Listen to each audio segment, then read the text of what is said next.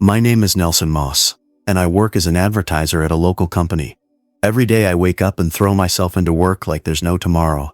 I guess you could say I'm a bit of a workaholic. This is Angelica, my girlfriend. Honestly, I don't spend enough time with her, and she really wishes I'd take a break and just be with her for a while. But some habits are hard to break. I drive to work in my car and usually meet my friend along the way. He often tells me I worry too much about work. After showing him my latest project, I step outside to check on everyone, making sure they're doing well and giving them helpful feedback. Suddenly my assistant reminds me that I have to take my license exam, or my license will be suspended tomorrow. I don't really have a choice, so I head to the exam with a bunch of other people. Then, a woman named Sarah Deaver walks in carrying groceries. It looks like she came straight from shopping, and I can tell everyone notices. She seems a bit messy at times, but unlike me, she's really optimistic. She enjoys life, instead of just rushing to compete with everyone. Still, she can be a little childish sometimes. When the exam starts, I realize I didn't prepare at all. I end up asking Sarah for help. Unfortunately, the examiner catches us talking. Instead of punishing me, he punishes Sarah. He tears up her exam papers and tells her to come back in 30 days. She leaves after wishing me good luck, while I'm barely holding it together. The examiner shows no sign of regret. After finishing my exam, I walk outside and see Sarah sitting on my car. I suggest she call my secretary to figure things out and even offer her some cash, but she refuses, not caring about the money. Later that week, while I'm exercising, she shows up again and asks me to come downstairs in this sarcastic, over-the-top way. She accuses me of being self-centered and asks for a ride, blaming me for why she couldn't take her exam. I start to argue, but quickly realize it's easier to just give her a ride to avoid more trouble. In the car, she introduces herself properly and gives me directions to Oakland, which is a bit far from where we are. When we reach her place, Sarah puts on a wig and slips into a building. A minute later, a loud alarm goes off. She comes out carrying a bag that looks like it's full of cash, but when she opens it, there are two tiny puppies. She tells me she rescued them from experiments. Sarah teases me, saying I hardly have any fun in my life. Honestly, all this is starting to wear me out.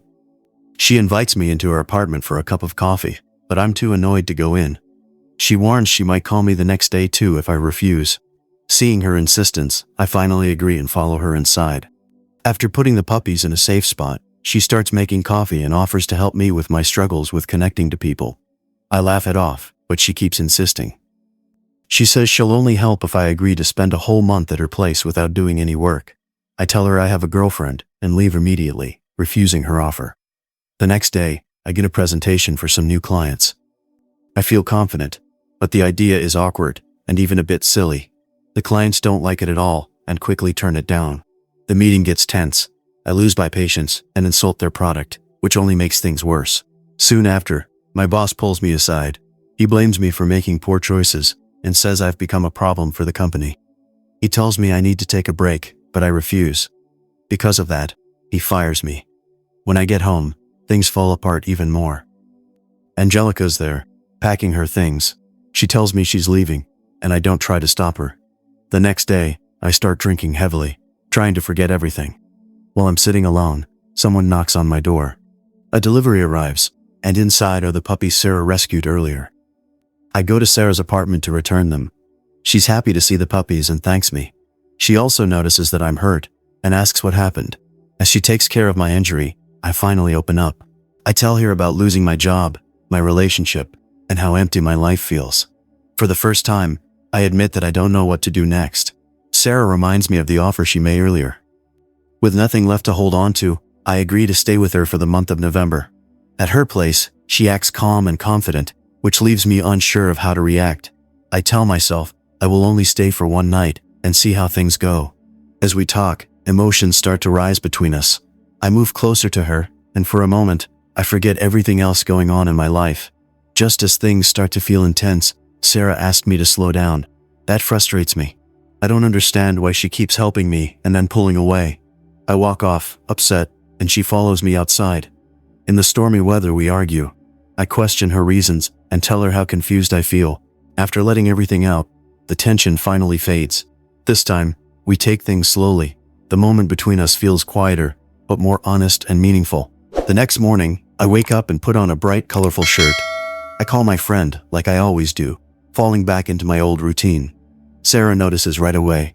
She cuts the call short and hands me a different set of clothes, telling me to try something new. Not long after, her neighbor Chaz comes in to see her. He acts a bit strange and makes it seem like there is something between him and Sarah. I don't like it, but I don't say much. I leave the apartment to look for a new job. On the way, I see a man on the street wearing my old clothes.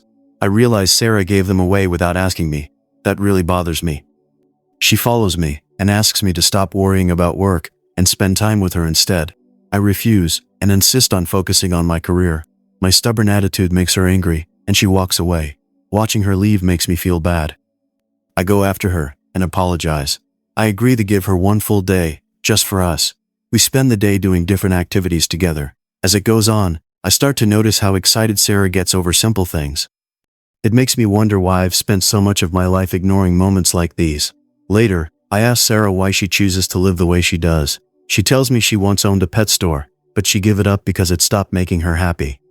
She didn't want a life that felt empty, even if it looked successful from the outside. The next day, back at her place, Sarah puts a blindfold over my eyes and turns everything into a game.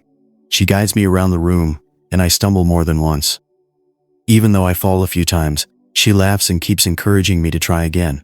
At some point, I remind her that I'll be leaving that same night. Still, that evening, we sit down together and enjoy a quiet dinner. During the meal, Sarah opens up. She admits that she has done this before, letting other men stay with her for a month to help them change their lives. Hearing that makes me uncomfortable and confused. After that, I slip back into my old habits, following the same strict routine she warned me about. Out of curiosity, I check her website and realize she was telling the truth all along. I can't stay away. I go back to her place, knowing how I feel now. We travel together on a local train, something I would normally avoid. Sarah reminds me that I agreed to follow her rules, and that includes using public transport. I try my best to go along with it. Later, I talk to my friend. He asks about the woman I've been spending so much time with, but I keep my answers vague. I'm not ready to explain Sarah or what she means to me. We then meet a boy named Abner. I don't fully understand his connection to Sarah yet, but it's clear she cares about him. That day we stay to support Abner in a small robot boat race. Wanting to help, I quietly pay a man with a toy submarine to make sure things go smoothly. Thanks to that, Abner wins the race, and the joy on his face makes it all feel worth it. Afterward, we walk Abner home and say goodbye. That night, Sarah and I talk about our lives. I tell her about my father, who used to sell vacuum cleaners and insurance by going door to door. At night, he would lock himself in his room and listen to old songs. Sarah smiles and says that one day she believes she will hear him sing. The next day around lunchtime, my friend comes to meet Sarah and me.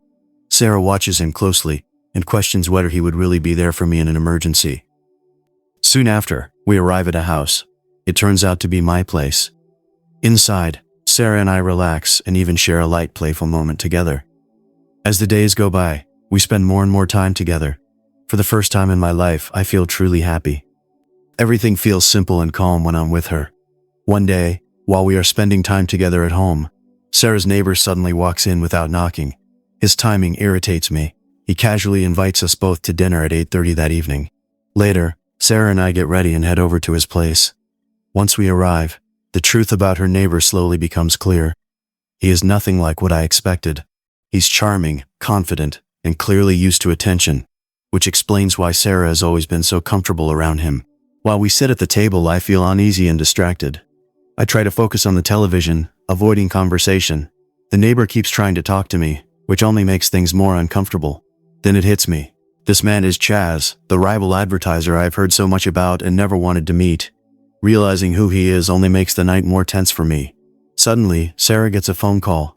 The moment she answers it, her mood changes completely. She looks shaken and quickly leaves. Chaz seems to know what the call was about, but he tells me it's a long story and decides not to explain anything. Later, I go back to Sarah's apartment and ask her what happened. She avoids the question and tries to distract me by being close and affectionate. I can tell something is wrong, so I stop things before going any further. It's clear she isn't okay. Next morning, I get ready for an important meeting. I'm supposed to meet Edgar, the owner of a large company, for what could be a new job opportunity. Sarah isn't happy about it. She reminds me that our month together isn't over yet. At the meeting, Edgar offers me a job. While we're there, a waitress makes a small mistake, and Edgar harshly scolds her until she breaks down in tears. Watching this makes me uncomfortable.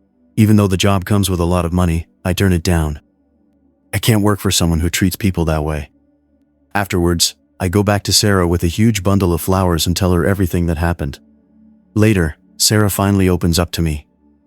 She explains that she doesn't plan to invite her family for Thanksgiving, but she avoids telling me the full reason. I can tell there is more she isn't saying. Suddenly, the doorbell rings. I open the door and hand one of the puppies to a new owner, showing that the pups are slowly being adopted. A boy named Abner shows up as well. I learn that he lives nearby and knows Sarah well. He jokingly tells me that maybe I should adopt something too, meaning a new way of life. I brush it off and say no, though I agree to visit again on Father's Sunday. As I look around Sarah's apartment, something feels wrong.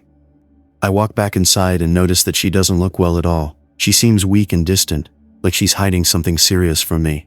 I confess my love and ask Sarah to marry me, proving I've changed. Instead of answering, she locks herself away, and when I break in, I discover she's been hiding a serious illness. She collapses and is taken to the hospital, where I learn she stopped treatment long ago. Later, Chaz tells me I'm the only man she truly loved, and the only one who stayed longer than a month. Chaz tells me that Sarah was trying to enjoy life while she still could, and it breaks my heart. I visit her at the hospital and take her back home, but she pushes me away. Later, I support Abner at a school event, though my thoughts stay with Sarah. Feeling lost, I return home and replay every moment we shared. Later, I meet Chaz again, as he helps Sarah prepare for Thanksgiving. She admits she loves me but stayed away to protect me. Chaz convinces her to see me. On Thanksgiving, I surprise her family and finally get time alone with her. I give her a few small gifts that make her laugh, then return the puppy we once gave away. I even sing for her. In the end, I take her to my place, filled with November calendars, and tell her that I love her no matter what. That night, we stay close and spend quiet time together, enjoying the comfort of simply being with each other. The next morning, Sarah wakes up early. She plans to leave her apartment and disappear before I can stop her. She wants to take her things and walk away from my life. I tell her the truth. I say she is the only person I want and that nothing else matters to me anymore. She refuses to listen. She tells me I deserve a long life with someone else, someone strong and healthy. It's clear she loves me deeply, but she believes letting me go is the best thing she can do. We hold each other and say our goodbyes. We tell each other I love you, knowing how painful those words are. Sarah gently puts a blindfold over my eyes. I stand there, trusting her. After a moment, I sense that something is different. When I remove the blindfold, she is gone. I look around, hoping she might still be there, but she has already left. All that remains is her scarf. I hold it close, breathing in her scent, trying to hold on to the last piece of her. I walk away slowly, alone. The story ends there, quietly suggesting that Sarah is gone, but the love she gave me will stay forever. Thanks for tuning in. Don't forget to subscribe, hit the bell icon, and stay connected with us.